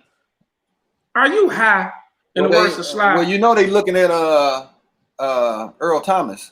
That's why they got rid of, but he's not there yet. The point That's is true. they overhype every year. I understand the hype with the Bucs. With Brady and Gronk, I totally get it. And it's not really no debate with the other, with some of the other rankings. But I do got a problem, and I'm not being biased. I do got a problem with the Chicago Bears ranking because I saw one Bleacher Report had them ranked 27. Like, with that defense alone, there's no way. There's no way. This is a team that was 12-4 in 2018, 9-7 in 2019. So all of a sudden, you got them down there with the Jacksonville Jaguars? Like, are you serious? And the Giants. and no disrespect to the Giants, but the Giants have won how many games the last 2 years? You can't put them down there with them. 5. Like The at least, Giants no disrespect, Kev. No disrespect, Kev. Giants are rebuilding though. Y'all know that. I know, but it's no disrespect. I'm saying you putting this team with that defense, with Khalil Mack, one of the best defensive players in the league, Akeem Hicks, Roquan Smith, like that defense is going to be a beast, and you rank them that low. I understand the questions of quarterback, but that defense alone going to get you about 6 wins. Trust me. Can I respond to that? No. We're going to come back to you, Kev. Let's go, Sly. All right. Hey, man, first of all, out of 32 teams, it seems like they ranked my Raiders 33. And I'm so tired of the disrespect, man. Look here. The rankings are absolutely trash, man. Okay, I'm tired of, oh, that's cold. That's cold, man. That's dirty there. Get him, Ivan. Get him, Ivan. Oh, that's so totally disrespectful. You gonna keep reminding me, huh? Right, you breaking up. You breaking up, man. We finna go to PG. Cool. You know what, Jacobs? They got one of the fast receivers. Yeah, you breaking up, man. Yeah. Breaking real bad. This Boost Mobile messing up. It's around that time where Boost everybody started using their Boost phone, so his signal ain't as good as it usually is. So that's what's going on with Sly. Hey, man, but you know what? I don't even care about these rankings, man. When you look at the rankings, it's always the top tier teams at the top of them, which we understand. But we already know with football, it's any given Sunday, baby. You could be ranked number 22, and the next thing you know, you'll be at the top of the ranking. So I really don't care about this. As long as Chicago is before the Giants and the Raiders, I'm happy with wherever they ranked at. How about that? Wow. Oh, I gotta go now. But somebody answer why the Cowboys in the top 10. I don't get it. I'm with Cowboys you. I'll tell you, top 10. before you go, Kev, I'll explain to you, Lefty, why they are always in the top 10. It's, you know how an artist come out with a record and their manager go to the radio stations and put some cash so they can play their song. That's Jerry Jones. He put some cash on all the reports. Make sure we in the top 10. Most overhyped every year. They overhyped. So Jerry Jones is greasing pockets. He's greasing pockets, baby. KDL, let's hear from you, man. Yeah, Jerry Jones puts his team out there, America's team, so that's why they always start high and finish 7-9 or 8-8. So let's start with the Cowboys, man. And they got talent. No disrespect to the players. They got talent, but you know they ain't gonna win. So come on, man, let's stop it. Let me tell you why the Bears are ranked lower. The Bears are ranked lower because, yes, they have a great defense. Everybody knows that wasn't a great defense. Yeah, we hear you. Yeah, that wasn't a great defense last year, and the offense is terrible, which is the reason they're ranked low. And what happens is, just like 2008, they'll be ranked down there with the Giants and Jacksonville, like you say, because you have a question at quarterback. The defense wasn't great last year as it was the year before. So are you going to rank them high? Okay, well, whatever. But it was still a top 10 defense, Kev. It was still a top 10 defense. Yes, it was a top 10 defense, but the offense was terrible. So why would they rank the Bears high coming into this year? They don't know what's going to happen. So what's going to happen is if the Bears are good this year, they'll rise up out of nowhere. That's what happened in 2018. They came out of nowhere with Mac and all that. So it's going to be the same thing. You can't rank them high because you don't know what they're going to do. You don't know if it's going to be good. I wasn't saying quarterback issues. I wasn't saying rank them top 10. But when you put them, so you can't rank them high to start with. When you put them in the bottom quarter of the league, you're talking these teams that had top 10 picks. Like we're talking teams who won 2, 3, 4, 5, 6 games. This is a team that came out 12-4, 9-7, right? So they went in the offseason. They made a few changes. They made some additions. Got a little better. I'm just saying you got to put them somewhere more in the middle. Like to put them way down there to me is a little biased. And then how the Cowboys at number 8. I agree. They probably shouldn't have been 22. I agree with that because you're right. They finished over 500, but I don't know if they looked at the division on predictions or they, I don't know what the thing was. But that wasn't the same defense the year before. Do you agree that the Giants should have been number 29, Kev? Hey, Ben. The Giants in rebuilding mode. The Giants got to prove themselves. I don't care. I ain't tripping on that. I'm not tripping on that right. Don't care. So we got about 3 minutes to break. So Hey Ben. Yes, sir. First of all, because my every time I talk about my Raiders, that's how bad my luck is. My signal got lost. Right. Hey, look here. My Raiders is ranked 33 out of 32 teams. I can never figure this out every year. Nobody cares. Hey, no. Nobody You really get cares it about just like my the rest of Raiders. the league. They don't even put your No. Raiders on the chart. You know, So we got about 2 know. minutes before we go to break. Man. Next week show, we are going to really get into the NFL and we're going to all make our picks and all of that.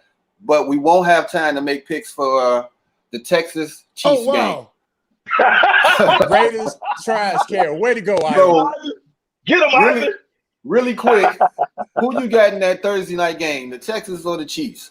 Lefty. I'm gonna go Chiefs. They riding high.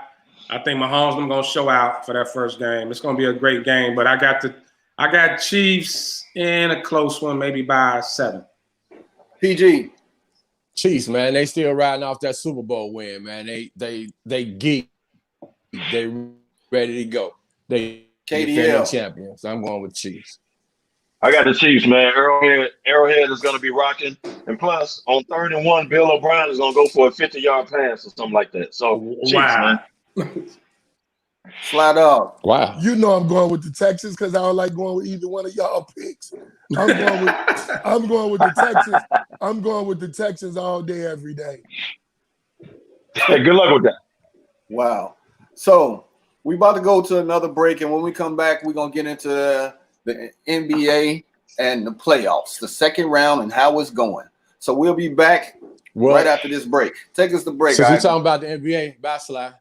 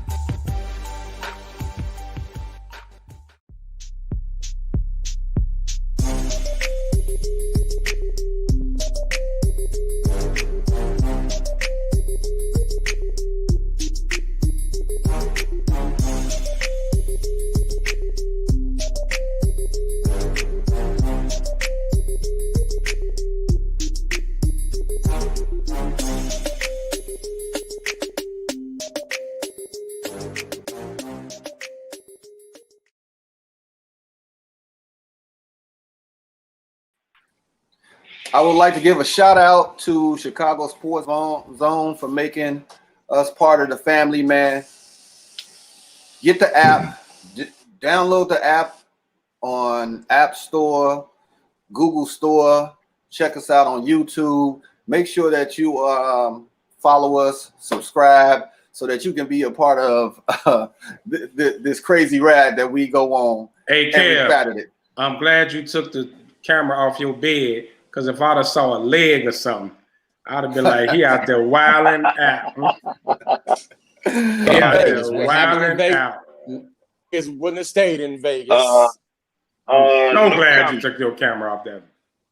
No comment. So we talking about NBA news right now, and one of the hottest stories out right now is Nash to the rescue. He is now the New Jersey Nets' new head coach. Now, Brooklyn. Brooklyn Nets. Brooklyn Nets, New Jersey. Who really cares, right? But he has no coaching experience. People are upset because they bypassed Mark Jackson, Sam Cassell, Ty Lue, a host of others. You got Stephen A. out there talking about white privilege. Now, keep in mind, I'll throw some things out there for you to keep in mind as you guys share your thoughts.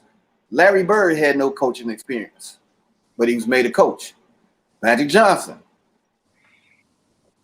Mark Jackson. Magic is terrible.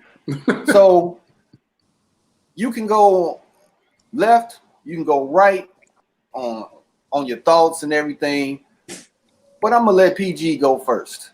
What's your thoughts, PG, on Nash being the new coach of the Brooklyn Nets?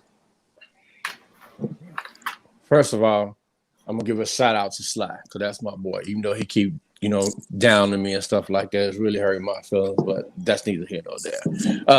I don't have a problem with being a new coach. You know what I'm saying? He was a great player. He worked behind the doors with several teams. Even KD gave him a big shout.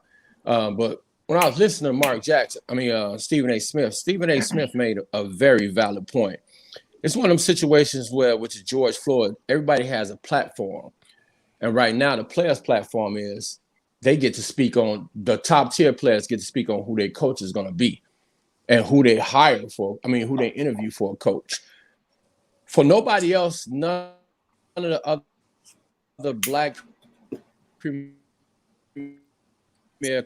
coaches to even get thought of, even get an interview or anything like that experience. Ty Lue won a championship. They went to 3 different finals with Ty Lue. He didn't even get consideration. Mark Jackson, we already know, everybody knows what's going on with Mark Jackson. But you still got other coaches out there. What's my man used? Dave Fizdale. None of them got a call. And none of the players even spoke up for him, like Kyrie or Kevin Durant. I think Stephen Jackson, they should at least ask for some of these black coaches coming in to give them a spotlight, because that interview that could have propelled them into a coach's job somewhere else. Somebody would have been looking at them, but now it's still on the back burner. They're not even looking at them no more because of that. So that's my thoughts on it. Sly, speak on it. Well, I'm kind of reading what Joe said, man. You know what? I understand what Stephen A. was saying about white privilege, man, but I'm not going to use that. I listened to the GM man on AM 1000 yesterday on my way in. And basically what he was saying is he has a relationship with him. So did Kyrie. So did Kevin Durant. He was with Kevin Durant when he was in Golden State. The coach of Golden State took him under his wing, man, and kind of teaching him the ropes. So, I understand what he's saying as far as white privilege, but the man had a relationship with him. He felt comfortable hiring Steve Nash. So I ain't got no issues with it. I kind of understand both sides, man. But, like you said, Sam Cassell paid his dues. He should have been hired. Fizdale. But I could get what Stephen A. saying. These white guys are handed an already made team. And, Jacques Vaughn should have still been the coach. And I got to respect Jacques Vaughn. Those are facts. For even being there and taking the lead assistant job. But he did say Steve Nash begged Jacques Vaughn to stay on his staff. I got to send out respect to Steve Nash for that. So, for me, I'm okay with it. It don't bother me. So would you have stayed? Would you stay if he was Jacques Vaughn? I wouldn't have, but Jacques Vaughn, I got to give respect for doing so. Lucky Havana, what your hat say? You're really trash and it need to go in the nearest garbage. And I got this hat with Sly's Beijing that he bought from the dollar store. It was buy one, get one free. So I'm gonna go ahead with, and I hate to play the race card. I'm never one to always play the race card, but there was some more deserving coaches. Now maybe KD and Kyrie played a big part in this hire, but when you got Ty Lue, who by the way is probably a head coach and he's one of the top coaching candidates for the vacancies Indiana, Chicago, New Orleans. But, you know, when you bring in someone with no experience, you got guys like Sam Cassell who did their time as assistant coaches. You know, it's a shame that Juwan Howard and Pat Ewing had to go to the college ranks to become head coaches when they put their time in as assistant coaches. So I kind of get where Stephen A. Smith coming from. And like you said, this is a ready-made team. He's not building the team. It's a ready-made team. So if he comes in and he wins, he's going to look great. Jacque Vaughn got a bad break. There were really no superstars on the Nets, and he had them in the playoffs the last 2 years, and them boys played hard. Them boys played hard for him. So, you know, I thought he just caught a bad break. And for two brothers to do that to him, that sucks. That just sucks to me. As far as, I don't know, you know, it does seem to be this recycling of white coaches, Rick Carlisle, Frank Vogel. And there seems to be these just recycling of cats. And then you have coaches like Fizdale. Mike D'Antoni is another one. You got coaches like Fizdale. Tibbs. You know, right, Tibbs is another one. Let's just throw Tibbs in there. So you got Fizdale, you know, cats like that. Tyronn Lue, who has a championship, by the way. He has a title. And like they seem to get pushed to the bottom. So it does kind of bother you a little bit. You hate to play that race card. Let's stop talking about Mark Jackson. Mark is Kaepernick. He's done. He's never going to coach again. He's in the booth. Let's leave that alone. We talk about that every week. I don't want to talk about that no more. But there are other more qualified guys. Cassell, I think Brian Shaw got a bad break. He should be back head coaching somewhere. So, yeah, Nate McMillan got a bad break as well. So I can kind of see where Stephen A. Smith coming from. But at the same time, if it was a relationship with KD and Kyrie, you got to go with the stars. KDL, before I let you go in, is it that old adage, it's not what you know, it's who you know? Mm-hmm. And that's just in the world of business, period. Go ahead, KDL. Y'all know how I feel about this, man. I 110% agree with Stephen A. 110%. Shout out to Brian Shaw. Shout out to Nate McMillan. Shout out to Alvin Gentry. Shout out to Sam Cassell, who paid his dues. Shout out to, I forgot his name, coach, assistant under Pop. He's now with Philadelphia, Neil Long's husband. I forgot his name. Funny name. Edoka or something like that. Yeah. Edoka. There you go. Guys like Sam Cassell and Edoka, Pat Ewing paid his dues for a decade. It was time for him to be a head coach. They told him to kick rocks. He had to go to college. Guys like Sam Cassell that paid their dues, guys that's been assistant, they did the right thing, right? They paid their dues. They sat on people's benches. They never considered for jobs like this. Ty Lue finally got his shot, won a championship. Doesn't matter whether he had LeBron. Only because of LeBron, though. Only reason he got his shot because of LeBron. Well, but he wouldn't hire him if it weren't for LeBron. But he got the shot, and for the record, he's a championship coach. What I'm saying is, kind of Sly kind of touched on it earlier. Your Steve Nash's, your Steve Kerr's, get Steph Curry and Klay Thompson to come in and coach. They get Kyrie and KD to come in and coach. The only one that's making them look silly now is Monty Williams. Monty Williams, they get the trash jobs. They get the Phoenix, New Orleans, the people that don't make the playoffs. That's the job black coaches get. And when they set up the field, they don't win, then they fire it. Now you got to lose the record. It makes you harder to rehire you. But then again, Tibbs gets rehired. D'Antoni keeps getting jobs. Luke Walton.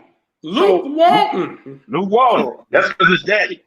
But what I'm saying is, forgot about him. Black coaches are not given the same opportunities. That's what, and I hate to make this racial because I'm not a racial person. I just keep it real. That is white privilege. Steve Kerr would have never went and coached the Phoenix Suns, even though he was in the front office. Steve Nash is coming right in coaching KD and Kyrie, right? Never would have coached a squad that didn't make the playoffs. Never. You know what I mean? I agree with you. You walk into the jobs that blacks are not given the opportunity of. And right now, what's going on now, it should be more players pushing for that. You know what? Why is Nate McMillan don't have a job? Why is Lionel Hall? Why did he get fired? He should have got fired.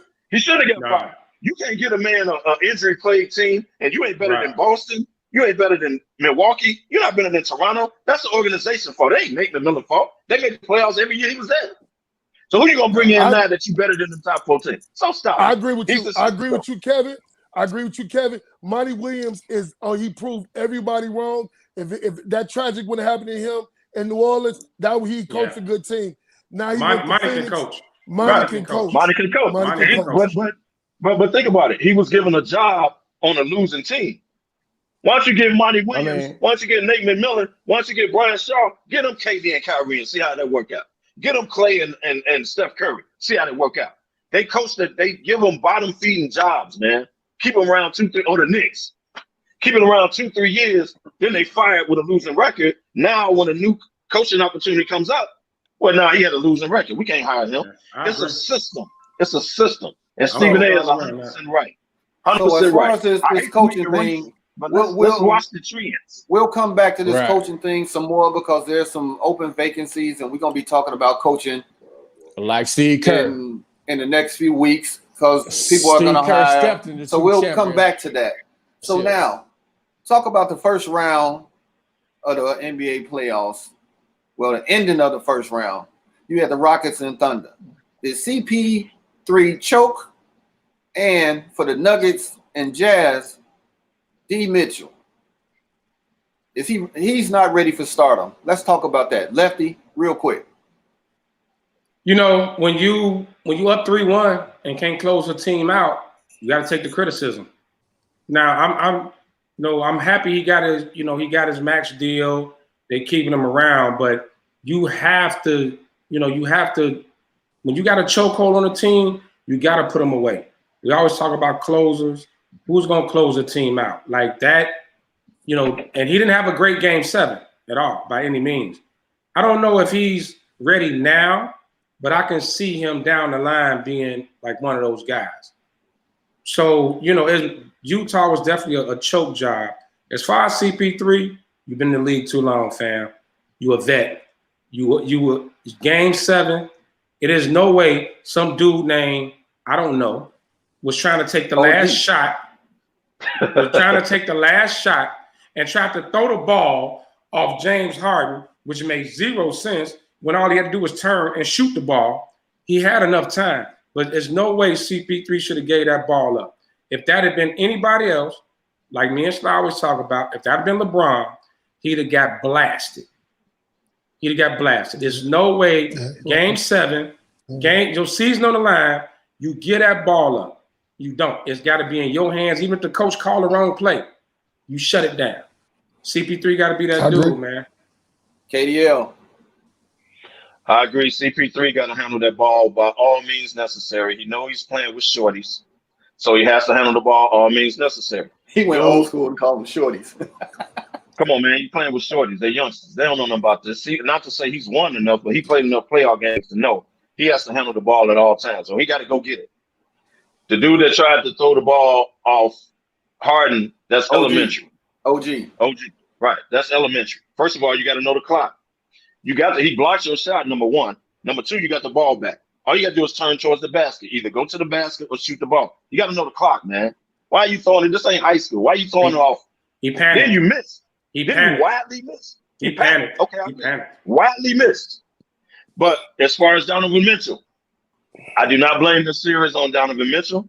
If Donovan Mitchell, they would not have won 3 games. Yes, he had a bad game 7, but the man was on fumes. You up 3-1, Cam. You up 3-1. Hold on. You up 3-1. That's true. That means you and your team need to close it out, not just Donovan Mitchell. If it weren't for Donovan Mitchell, you wouldn't have had 3 wins to begin with. Cam, we about to go to Sly, man. You over talking series on him. That ain't Donovan Mitchell's fault. Let's go, Sly.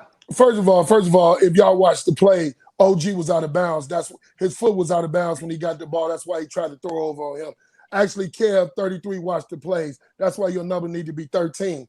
So, but anyway, at least I got a number. At least I got a number though. Hey, look here, man. CP3, you right with the press conference, you messed up. You opened your mouth and didn't show up in game 7. So I'm done with CP3. Donovan Mitchell, he's good. He's not ready for prime time being. It's obvious. And neither was Murray. Neither one of them played in prime time game. Put them on at 8 o'clock and neither one of them showed up. But they was on fumes. But they not ready. Second of all, don't get on the rookie Kevin Don't get on the rookie Damani. That was totally out of pocket and disrespectful. His foot was out of bounds. So anyway, go ahead, PG. Let's go, PG. Slide right, man. Slide right. I hate to admit it. Kevin, we know this is basketball, man. If you that premier player on that team, I don't care if you run on fumes or not. You manifest some more energy to make sure y'all get to that next level. Down 3-1, it's no excuse. Y'all supposed to put them to bed. Out the door. Donovan Mitchell, he does need some help. I agree. Thank you. He needs some help from the rest of the team. But that's all.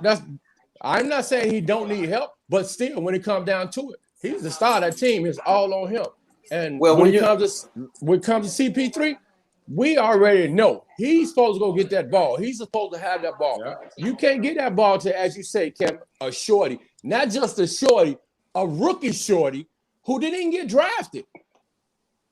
He didn't even get drafted, right. But he came and he was playing lights out until that clutch moment. It was too much pressure, and that pipe busted on him, and that was it. I don't blame Donovan. So the second round. Move on, Ben. I don't blame Donovan Mitchell because I'm gonna ask y'all, where was Mike Conley at? Hey, real quick, Ben. Gandy made a comment about when Golden State was down 3-1. But what did they do after they blew the 3-1 lead? They went and got KD. Says a lot, right? Says a lot. Facts. Makes sense. So let's get into the second round. Let's get to the second round. Heat, Bucks, Celtics, Raptors. Let's go. The Nuggets, Clippers, Rockets, Lakers. Heat, Bucks. That's the best series that's going on right now because the Heat is balling. How? That's the best series because they shutting down the Bucks team. So don't tell me that y'all. I called it. I called that series they was gonna beat them. But everybody was like the Greek, because they are showing you that they have the ability to play defense and shut people down, and they can put it in the bucket. When is a team down 3-0 the best series, being really? Right. How's it the best series? Only one team winning. They good games. That is true. They are good games that come down to the wire, man. Oh, they've been getting their ass whooped, man. That was game 1. Game 2 and game 3 came down to the wire. They lost by 15 last night. After being up 11 in the fourth quarter. Come on, man. They was up 11 in the fourth quarter. Stop. That should not be the first game. That should be the 8 o'clock primetime game. No, it shouldn't. It should come on at 1 o'clock on NBA TV. Ben, what you should have said that the Heat Bucks was supposed to be the best series. It ain't nothing. It ain't. So tell me y'all ain't watching. Now the Celtics and Raptors. The Celtics and Raptors. That's another good series. Those are the top 2 series right now. My sticks when the series is over with, fellas. Trust me. Nah, it'll be time today, but that's neither here nor there. I told y'all Tatum is that dude. No. He is that dude. No, he's not. No, he's not. Oh my God. No, he's not, man. No, he's not. He's not consistent. Tatum is the problem with Tatum. Like, I like him as a player, but Tatum will come out and hit 31 games, and the next game he'll come out and hit 12. He's not Kobe. Tatum is not that guy, not yet. Now, I'm not saying he can't be that dude, but right now he's not that guy. Like Tatum, he got all the skills. He does. That's why I didn't take him over Luka. Like, I'm not going to take him over Luka. Luka came out every night. Even though he lost the series, Luka came out, put up numbers every night. Tatum is not consistent. That's my only problem with Tatum. My only issue with him. But you know he's the man in Boston, though. You know that team is his. That's the same. So KDL, I want to hear you talk about the Rockets and Lakers game last night. What's going on with the Lake Show? I can tell you. First of all, they're going to win the series, so let's pipe down. They're going to win the series. The Rockets probably won't win another game. Which makes me mad about the Lakers is if I'm watching this from Las Vegas, and I see Anthony Davis is 6'10", shooting fadeaway jumpers over a 6-foot dude. If we can see that in Vegas watching the game, why can't he on the court? Why are you and LeBron taking threes? Why don't y'all go big butts on Anthony Davis, get on the block, turn around and shoot. Off glass if you want. Shoot over little dudes. Put PJ Tucker in foul trouble. Why are you shooting fadeaways? Why are you shooting threes? Get your advantage is your size and your rebounding.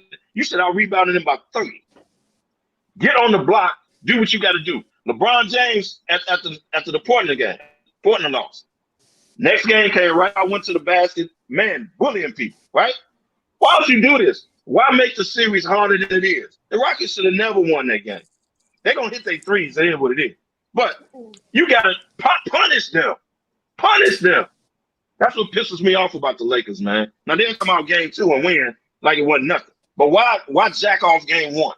So KDL, I do want to go to Sly and get his thoughts on this second round. Sly, let's talk about the second round. What's your thoughts on the second round as of right now? Well, my second round proves this, and I'm gonna just short mine up with stars and who's not. The Greek Freak shows you he ain't a superstar. You down 3-0. He started the basketball season. Okay, he's the most overrated player in the NBA. Second of all, LeBron James, you my favorite player ever. There's no way you disappear in the fourth quarter. Use your 6'8" frame and kill Houston. Okay, let's do that. Second of all, I love Tatum to death, but he got to step up. He got to do better. He got to do better. And you know what? Let's give a thumbs down and ash to the refs. They are absolutely atrocious in this second round. Unbelievable. They're absolutely pathetic. The whole bubble. They've been talking about the whole bubble. PG. First of all, that last statement was very key. The refs are completely horrible right now, bro. They are completely horrible. They had 2 games back to back that shouldn't have been ended the way that they were ended, which is completely horrible. Jason Tatum is the man in Boston. I agree. He has to be more consistent, but everything runs through him. The good thing about that is Boston's offense is well balanced because they have Jaylen Brown, they have Kemba Walker, they have that young boy Williams who's coming off the bench, producing at the center position, and then they have Marcus Smart. He's no longer Marcus Dunn because he's Marcus Smart now because he makes a lot of smart plays. Last game, he did not hit his shots like he was, but he does. He's very intense when it comes to defense. The Greek Freak, dude, Miami done showed you how they play him. If you look at that game and a breakdown of all those defenses, dude, they built a wall around that boy every time he got that ball. It's all about everybody else now. The other Bucks players got to step up. Chris Middleton, he has to get his money. He got paid top dollars to be that number 2 dude, and right now he is not showing up at all. Middleton balled. Middleton ball game 1 though. Middleton ball game. One game, and you down 3-0. So that one game negates it, Damani. When you down 3-1, I mean, when you down 3-0, you ball one game. That's not enough for the money he got. Batman gotta beat the Joker. Robin never beat the Joker. Robin never beat the Joker. Batman gotta beat the Joker. Giannis should have took over that Robin game. Saved Batman won that game. Hey, Lefty, had that game. Lefty, that was a great analogy right there, Lefty. Robin never beat the Joker. And one more point. With the Lakers, I agree with Kevin. We always said this about the Lakers. The Lakers are too big to be shooting threes and stuff like that. Houston is playing small ball. They've been playing small ball all season. Their biggest dude is PJ Tucker. You got PJ Tucker sticking Anthony Davis and all they centers. Come on, man. Y'all got to do better than that, man. Y'all got to do better than that. But real quick, Ben, you got the Lakers got pretty much 4 coaches out there. Vogel, Kidd, LeBron, and Rondo. They'll make the adjustments, just like they did with Portland. Portland won game 1, and they came out and dogged them the last 4 games. Fellas. Hey, Lucky, see, that's what pisses me off. They'll make the adjustments. The Rockets probably won't win another game, but why you didn't do that game 1? What are we watching, man? Bro. It's a fill out process. They got it. I ain't worried about that at all. So y'all expect for them to. So y'all expect for the Lakers to win 4 straight games now. So y'all saying Houston ain't gonna win no? Maybe it's 6. possible. Maybe it's possible. It's possible. I won't predict 4 straight, but I'm saying the adjustments they're gonna make game 2. You're gonna sit there and watch and say, well, why y'all just ain't do that game 1? What woke y'all up? Right. Well, so they shouldn't win another game. Fellas, we ain't came to another end of this So ride. if they lose, We ain't came to another end of this ride, man. We got about 3 minutes left for the show. So we'll have our parting shots. But I'm going to tell you next week, I want you guys to think about this because I did get to my question of the day, and I call it the Birdman. So next week, we will lead off in Smoking Ash with this. Is Luka Doncic a real comparison to Larry Joe Bird? So I want y'all to think about that because we're going to talk about this passing, shooting, ball control. That will be our first question next week on Smoking Ash. So right now, I'm going to let you guys get your... No. I'm going to say We're no. not going to get into it, Kev. We ain't going to get into it right now. That's going to be the first thing we talk about next week. Give y'all parting shots because we are at the end of the show. So, PG, give me your parting shots, my man. again, I just want to thank everybody for tuning in and, as Ben would say, going along on this ride with us. Keep educating yourself. Don't forget, it's time to vote. And also, I just want to give a shout out to these two creeps here. These two creeps are spectating all day today without making any noise. What up, fellas? What's going on, y'all? Slide, your parting shot. Well, my point shot as usual. Thank God you showed Hula because he a Raiders fan like me, so I got to respect him. Second of all, man, my parting shots is the Lakers going to win. Hula ain't a Raiders fan. He is. When you were talking, I kept saying, the Raiders going to be all right next year. They're going to be all right. Hey, the Lakers going to win. The money hat is going in the trash, and KDL is going from 33 to 13. Tune in next week, y'all. Let's go. Whoa. Wow. KDL, real quick, my man. First of all, Hula got 5 different teams, so you don't know who his team is. That's number one. Number two, I like to thank everybody First of all, for tuning in. I'd like to thank everybody for tuning in, man. Appreciate y'all viewership every week, the timing in parts and all that. Appreciate it. Shout out to Southwest Airlines. Y'all have been my friends for the last 2 months or so. Appreciate y'all for taking care of me. Shout out to Treasure Island. I'm living large, baby. Lefty. Hey, like seriously, I joke around a lot, but the support for all the podcasts, the radio shows, and the TV shows has been amazing. I was actually approached in Harper Court in Hyde Park yesterday, with someone who watches the show, like they follow the show, people follow the show, and, the different podcasts and different people who wants to come on these shows and everything, man, the support has been real. And I think we need more of that. We need to all support each other. I appreciate it to the max. I've actually been approached by people on the streets, and I was like, I don't even know who these cats are. You about to rob me or what it is, but a lot of people really watch this show, man. I really appreciate the fact that people tune in, they follow us, they watch our moves. Man, mad love. I appreciate it, no doubt. Hey, I would like to say thank you to everybody that tunes in to Humidor Sports Podcast. A shout out to SportsZone Chicago and the team. If y'all out there and y'all approach Lucky, steal his hat.